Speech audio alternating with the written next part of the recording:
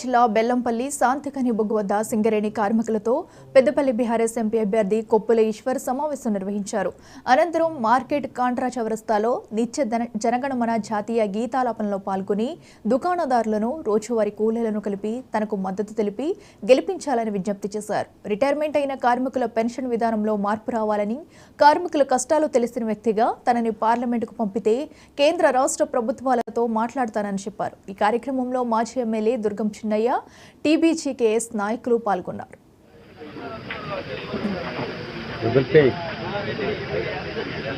అన్న మన MP candidate ఈశ్వరన్న అందరూ చూసిన ఫోటో చూసి పర్సనల్గా చూడలే.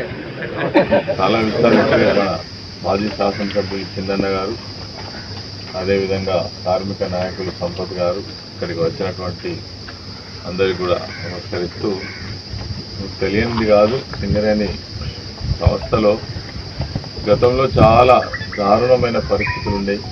నేను కంపెనీలో అపాయింట్మెంట్ అయింది 76, 26 సంవత్సరాల పాటు చాలా చోట్ల పనిచేసిన నేను పనిచేస్తున్న క్రమంలో యూనియన్ నాయకునిగా ఆ రోజు విప్లవకర ట్రేడ్ యూనియన్ అయినటువంటి గోదావరిలో బొగ్గుగని కార్మిక సంఘం affiliated to IFTU founder member. కొన్ని విషయాలు గుర్తుకు చేస్తున్నా. 4వ వేజ్ బోర్డు సందర్భంగా చాలా వీరోచితమైనటువంటి, అంటే ఒక వేజ్ బోర్డు అమలు జరగాలంటే నిజంగా ఎంత కష్టమయ్యేదో 45 రోజుల పాటు సమ్మె జరిగింది. ఆ సమయంలో ఈ సమ్మెను లీడ్ చేస్తున్న నాయకులందరి మీద నేషనల్ సెక్యూరిటీ యాక్ట్, నాసా అంటారు, నాసా కింద మమ్మల్ని అరెస్ట్ చేసేటప్పుడు. దాని తర్వాత కొన్ని సంఘటనలు గుర్తు చేస్తాను. 9 ఇంక్లైన్ మ్యాగజైన్ ప్రమాదం, 9 మంది కార్మికులు, మ్యాగజైన్ అంటే మన డెటోనేటర్స్ షిఫ్ట్ చేస్తున్నప్పుడు లారీ, అందులో పనిచేస్తున్న 9 మంది కార్మికులు మొత్తం ఇట్లా బ్లాస్ట్ అయితే ముక్కలు అయిపోయాయి. అసలు ఎవరి శవం కూడా దొరకలే, లారీ కూడా దొరకలే, లారీ కూడా ముక్కలు అయిపోయాయి.